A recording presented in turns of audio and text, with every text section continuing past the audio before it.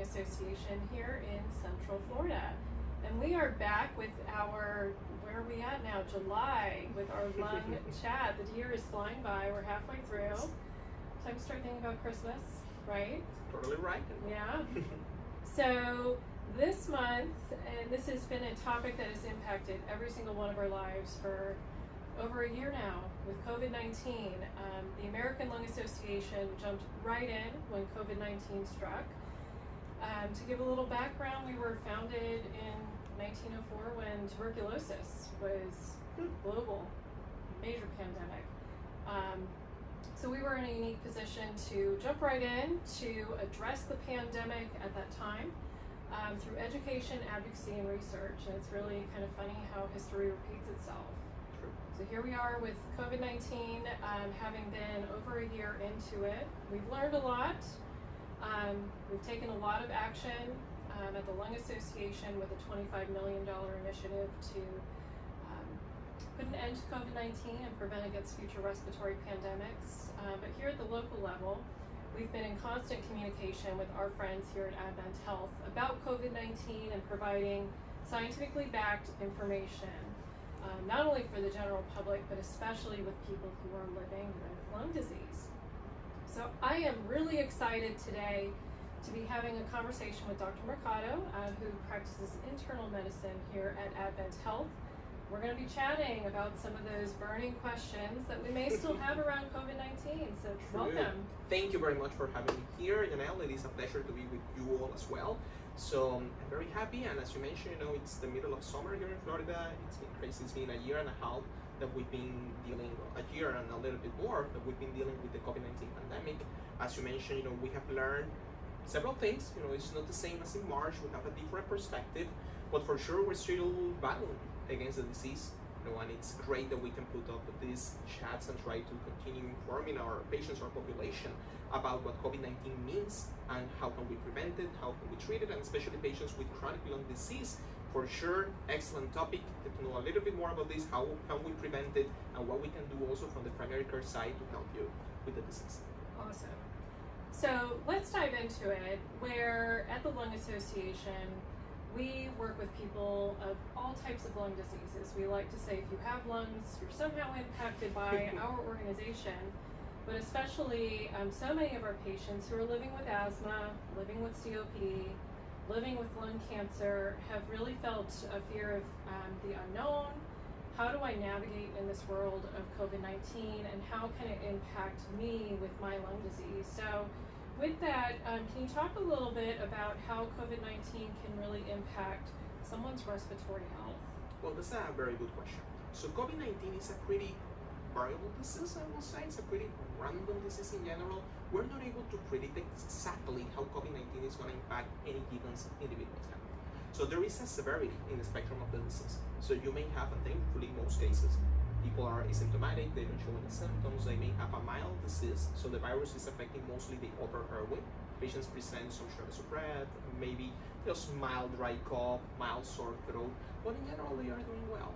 Now, in some patients, the virus is going to start moving to the lungs, it's going to start replicating inside of the lungs, and a pneumonia is going to happen. So in those cases, you start thinking about the moderate to severe spectrum of the disease. Patients are going to have definitely more shortness of breath, the oxygen saturation is going to be impacted, and those patients are probably going to end up in the hospital requiring oxygen supplementation and some more advanced therapies for COVID-19, or even a small percentage of them endotracheal intubation. Now, the problem with COVID-19 is that even after discharge, even after, for example, everything goes well in the hospital, patients may stay a week, just a couple days, even longer, discharge may not be the end of the road. So patients may still require oxygen supplementation when they are discharged. And the damage that COVID-19 can create in the lungs can be pretty severe. And patients may have just inflammation lingering in the lungs. The lungs can become stiff, and the patients may take a long time. So coming back to their prior baseline, it may take a while. And as I mentioned, they may still require oxygen when they are home.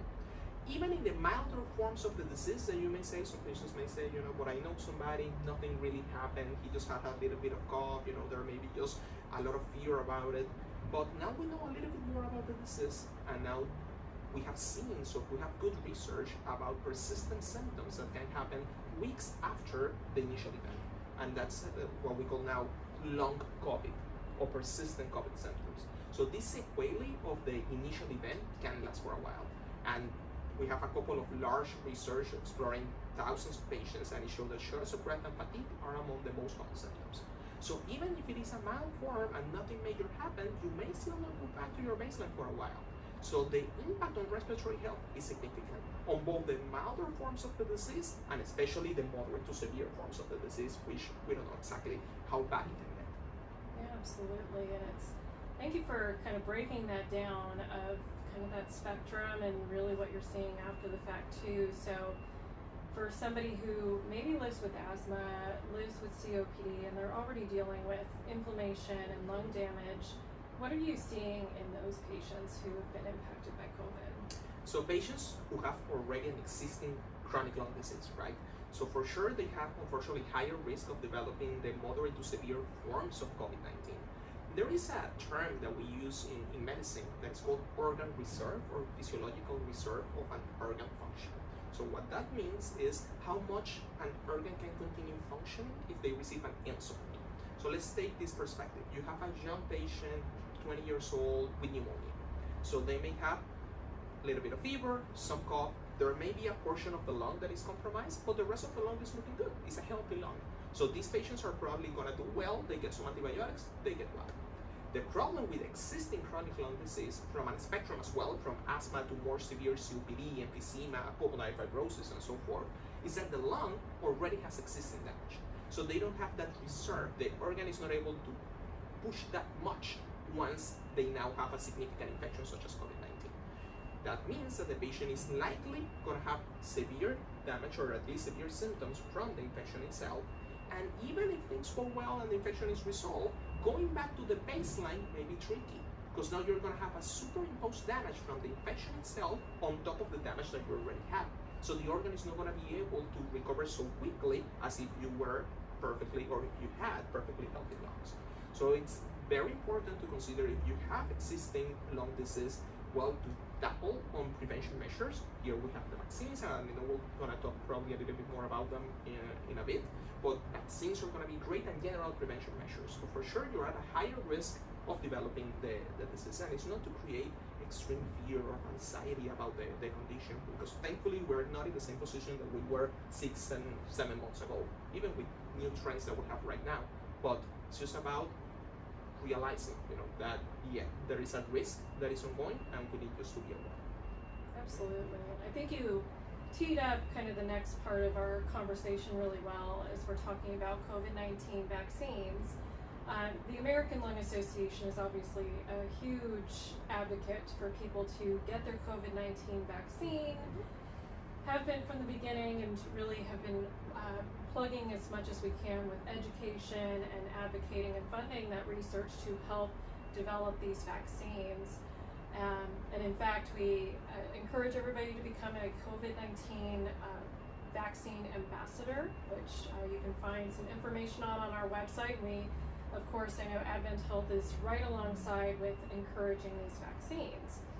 And of course, there have been a lot of questions around the vaccine, and in some cases hesitancy, and just people wanting to make sure that they are fully educated and have all the information that they need. But especially, let's talk about these lung disease patients, people who may have some compromising issues. What would you recommend? Should they be talking to their primary care physician first? I know some of them may say, well, should I even be getting the vaccine if I already have lung damage, or if I'm already concerned about this? It's a good question. So whenever there is hesitancy, whenever there is anxiety, whenever you have just uncertainty about what's going to happen with my health, if you're going to proceed with a health intervention, for sure, you can talk to your primary care provider whenever you have a question. They are probably going to know your health better than anybody else. So please don't hesitate to reach out to them. It's better just to ask the questions that you have rather than just staying at home and just listen probably to the media, disinformation that may be out there, and saying, you know what, I'm not even going to try. So please talk to your primary care provider, because for sure the benefits of the vaccine are significant to everybody, the general population. However, in your case, in patients with chronic lung disease, the benefit is even greater. So we're going to prevent at least that severe form of COVID-19. We have great evidence that it's going to prevent that development. is going to lead to decreased hospitalizations, decreased mortality. Now, I know there is hesitancy, there is, as I have mentioned before, disinformation campaigns out there, but just don't let that anxiety, that fear of the unknown, to just prevent you from getting the benefits that this great vaccine has to offer. And definitely talk to your primary care provider. If you have your lung doctor, please reach out to them. There are no big general contraindications to the vaccine in general, just very specific allergies to specific components of the vaccine. That is in a pretty specific cases. It's not a general contraindication. There are some rheumatological conditions. Some patients with lung disease, they may have pulmonary fibrosis, they may have lupus, vasculitis, a specific diseases, and they may be getting some medications such as immunosuppressants, rituximab, some medications a little more advanced that can suppress your immune system. If that is the case, please don't hesitate to reach out to your rheumatologist, to your lung doctor, because if that were the case, you may hold off on some of those medications, get the vaccine. So see the difference, right? Doesn't mean don't get the vaccine. It means you may need to hold off on some medications for a week, 2 weeks, so that the vaccine can actually have a great effect, so that your immune system can build antibodies against the vaccine. But for sure, it's completely recommended. Now, last question for you, I think. So, with the COVID-19 vaccine, I know there's a lot of questions about, even after I get the vaccine, if I'm exposed to somebody that is COVID-19 positive, can it help to maybe make my case a little less severe, and especially thinking about that for our lung disease patients? 100%. So we have now great data that has shown that for sure we're going to decrease moderate and severe cases. And that's the best data that we have. It decreases hospitalizations or mortality. That at the end is the very scary COVID-19. It's the COVID-19 that the doctors usually see in the hospital and many patients don't see, because the patients who are in the outpatient setting, so out there in the community, may have a little bit of cough, nothing major happen. But the other side of the story is what we see in the hospital. That's very scary. It is terrifying. And the vaccine is gonna help preventing that. Now, for the milder cases, it still works, and it works pretty well. It works almost around the same effectiveness than preventing severe disease. Now, of course, we have now some other maybe variants of the virus out there, but in any case, it does work. Now, for asymptomatic infection, that's a different story. So the patients who probably get the infection, but they don't have any symptoms at all, it still works. So you are gonna have benefits in all of the spectrum, from asymptomatic infections and for sure severe infections. And especially those are the ones that you want to prevent. And so go out there, get the vaccine. It's gonna work.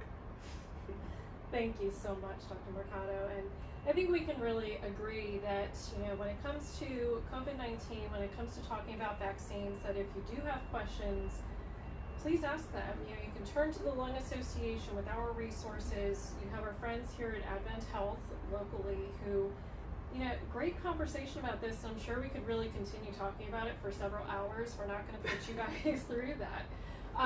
But for more information on anything to do with lung disease, but especially COVID-19, you can visit lung.org. But also, Dr. Mercado, how can people get in touch with you, or where can they find out more information within AdventHealth? So with AdventHealth, please reach out to our website, adventhealth.com. You're going to be able to see our whole list of providers next to your area. And please reach out to your primary care provider, use the resources that are out there, use validated resources. That's very important in these times of misinformation. So please definitely check the American Lung Association. You can check the CDC website as well. And you're going to get the information that you need in order to make a conscious decision about getting your vaccine. Wonderful. Well, thank you so much for joining us here today. We can't wait to see you back at our Lung Health Chat in August. We'll see you then.